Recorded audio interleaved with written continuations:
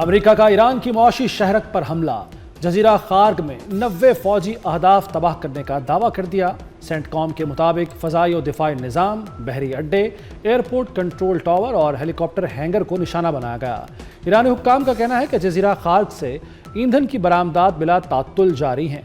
جزیرہ خارگ کو ایران کی تیل کی لائف لائن سمجھا جاتا ہے۔ ایرانی خام تیل کی برآمدات کا 90% حصہ یہاں سے گزر کر جاتا ہے۔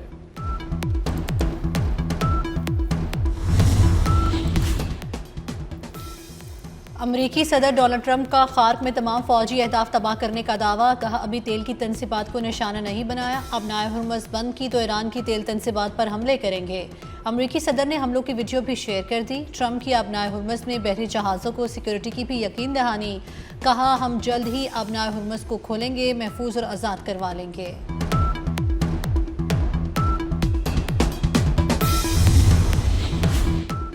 ایران نے امریکی اہداف کو نشانے پر رکھ لیا۔ یو اے ای کی فجیرہ پورٹ پر ڈرون حملے کے بعد آئل لوڈنگ آپریشنز معطل۔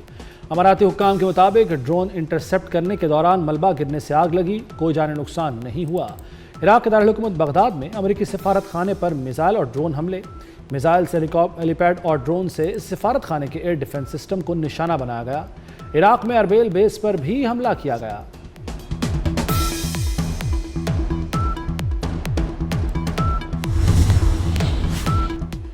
سعودی عرب کے پرنس سلطان ایئر بیس پر بھی ایرانی میزائل حملہ۔ امریکی اخبار وال اسٹریٹ جرنل کے مطابق حملے میں امریکی فضائیہ کے 5 ریفیولنگ ٹینکر طیاروں کو نقصان پہنچا۔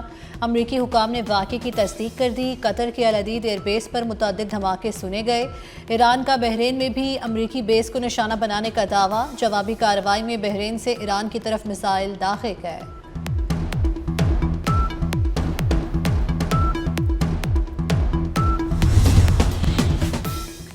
ایران پڑوسی ممالک کو نشانہ نہ بنائے، حماس کا مشورہ۔ ایران کو جارحیت کے خلاف دفاع کا حق حاصل ہے۔ ایران بین الاقوامی قوانین کے مطابق ہر ممکن طریقے سے جواب دے سکتا ہے۔ ایرانی بھائیوں سے مطالبہ کرتے ہیں کہ وہ پڑوسی ممالک کو نشانہ نہ بنائیں۔ خطے کے تمام ممالک باہمی بھائی چارے کے رشتوں کو برقرار رکھنے کے لیے تعاون کریں۔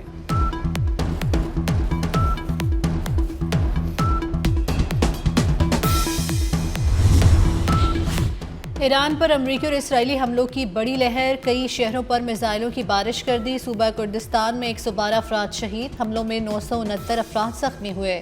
بمباری سے تباہ ہونے والی عمارتوں کی تعداد 43,000 سے تجاوز کر گئی۔ 36,500 سے زائد عمارتیں رہائشی ہیں۔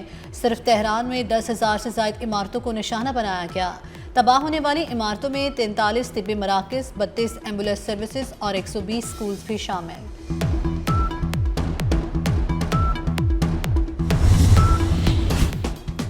امریکہ نے B-2 بمبار طیارے ایران پر حملے کے لیے روانہ کر دیے۔ سینٹ کام کے مطابق اقدام کا مقصد ایرانی خطرے کا خاتمہ اور ایران کو دوبارہ اپنے پاؤں پر کھڑا ہونے سے روکنا ہے۔ امریکہ کی جانب سے مزید 5,000 امریکی فوجی اور جہاز مشرق وسطیٰ بھجوا دیے۔ نئی کمک کی قیادت جہاز USS ٹریپولی کرے گا۔ ایران کے اسرائیل پر تباہ کن حملے، ہر طرف آگ اور دھواں۔ تل ابیب پر بیلسٹک میزائلوں نے تباہی مچا دی۔ تقریباً 20 مقامات پر جانی اور مالی نقصان، درجنوں افراد زخمی ہو گئے۔ ایران کی امریکہ کے ساتھ تعاون کرنے والی تیل کمپنیوں کی تنصیبات پر بھی حملوں کی دھمکی۔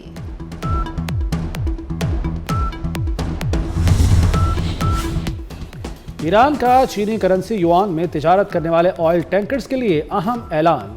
ایران نے آئل ٹینکرز کو آبنائے ہرمز سے گزرنے کی اجازت دینے پر غور شروع کر دیا۔ دوسری طرف فرانس اور اٹلی سمیت دیگر یورپی ملک کا اپنے بحری جہاز آبنائے ہرمز سے گزارنے کے لیے ایران سے رابطہ۔ یورپی ملک ایرانی حکام سے بات چیت کر رہے ہیں۔ ایران نے بھارت کے 2 LPG ٹینکروں کو آبنائے ہرمز سے گزرنے کی اجازت دے دی۔ بھارت میں ایرانی سفیر نے تصدیق کر دی۔ ایرانی سفیر محمد فتح علی کا کہنا ہے کہ تہران توانائی کے اہم راستے سے بھارت جانے والے جہازوں کو محفوظ راستہ فراہم کرے گا۔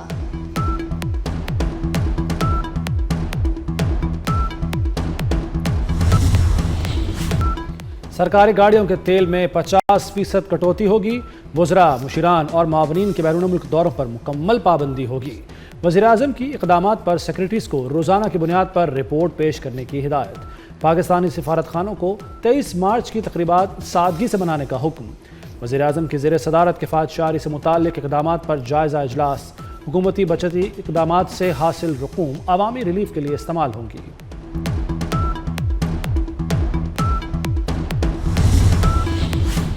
ملک میں پیٹرولیم مصنوعات کی صورتحال تسلی بخش قرار۔ وزیر خزانہ کی زیر صدارت پیٹرول قیمتوں کی مانیٹرنگ کمیٹی کا اجلاس۔ توانائی کی فراہمی یقینی بنانے کے لیے اضافی درآمدی کارگوز کا انتظام کر لیا گیا۔ ملکی طلب کے لیے پیٹرولیم مصنوعات کی فراہمی مناسب رہے گی۔ پیٹرولیم سپلائی چین کی نگرانی کے لیے ڈیجیٹل ڈیش بورڈ بنانے پر پیش رفت کا جائزہ۔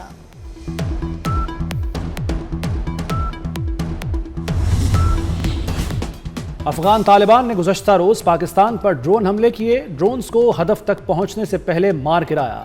ISPR کے مطابق تباہ ڈرون کے ملبے سے کوئٹہ میں 2 بچے زخمی ہوئے۔ کوہاٹ اور راولپنڈی میں ایک شخص زخمی ہوا۔ حملے عوام میں خوف پھیلانے کی ناپاک کوشش ہے۔ صدر آصف علی زرداری کی پاکستانی شہری علاقوں کو ڈرون سے نشانہ بنانے کی مذمت۔ کہا افغانستان نے شہریوں کو نشانہ بنانے کی کوشش کر کے سرخ لکیر عبور کر لی۔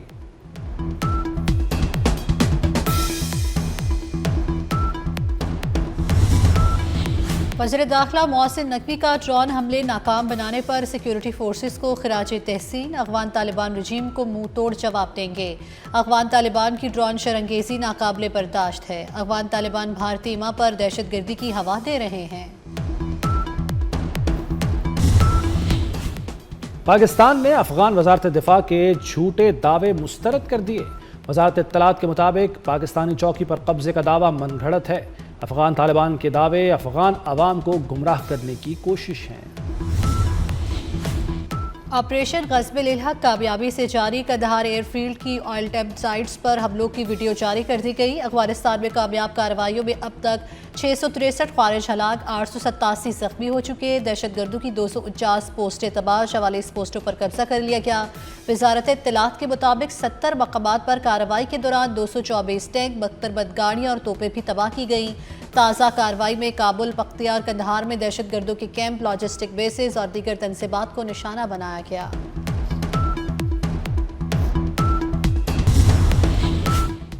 چین کا افغانستان اور پاکستان کو مسائل مذاکرات سے حل کرنے کا مشورہ۔ چینی وزیر خارجہ وانگ جی اور افغان ہم منصب کے درمیان ٹیلی فونک گفتگو۔ کہا افغانستان اور پاکستان کے درمیان موجود مسائل صرف مذاکرات اور مشاورت کے ذریعے ہی حل کیے جا سکتے ہیں۔ طاقت کے استعمال سے صورتحال مزید پیچیدہ ہو سکتی ہے۔ طاقت کے استعمال سے دونوں ممالک کے درمیان اختلافات مزید بڑھ سکتے ہیں۔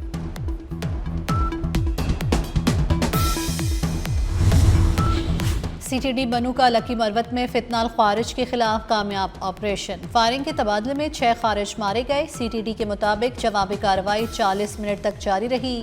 وزیر داخلہ محسن نقوی کی CTD کو شاباش، پیشہ ورانہ صلاحیتوں اور جرت کو سراہا۔ کہا CTD نے دہشت گردوں کے مذموم عزائم ناکام بنائے۔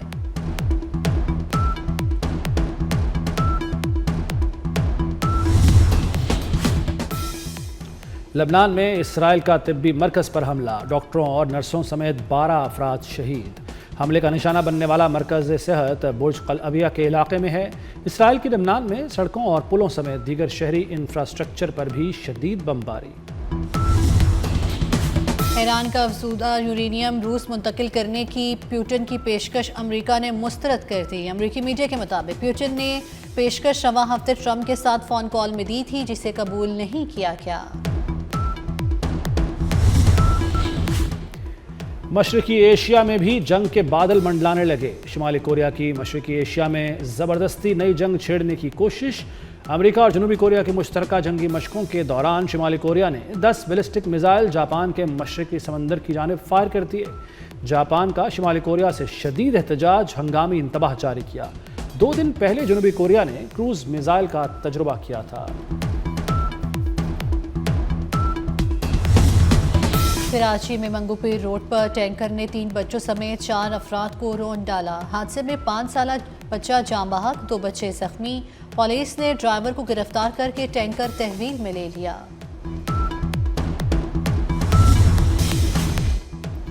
پنجاب میں چلنے والی میٹرو بسوں کے کرایوں میں 33% اضافہ۔ میٹرو بس کا راولپنڈی، لاہور اور ملتان میں کرایہ 40 روپے مقرر۔ پنجاب میس ٹرانزٹ اتھارٹی کے مطابق کرایوں میں اضافے کا اطلاق 26 مارچ 2026 سے ہوگا۔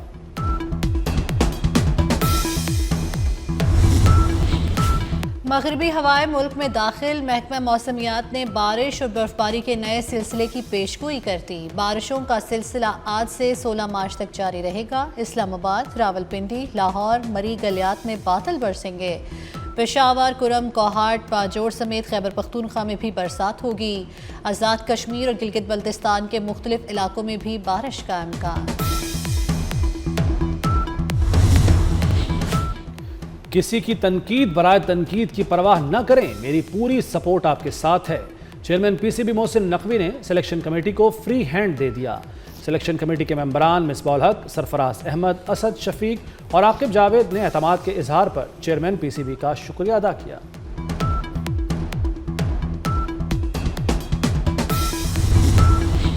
سلیکشن کمیٹی کا ورلڈ کپ میں ناکامی کا دفاع، خراب پرفارمنس کا ملبہ کوچ اور کپتان پر ڈال دیا۔ عاقب جاوید کہتے ہیں کہ ہر ناکامی کے بعد تبدیلیوں کا مطالبہ زیادتی ہے۔ پلیئنگ 11 میں سلیکشن کمیٹی کی کوئی مرضی نہیں، بابر اعظم اور فخر زمان فٹ نہیں، انکوائری کرائے گے کیا دونوں کھلاڑی ورلڈ کپ کے دوران بھی انفٹ تھے۔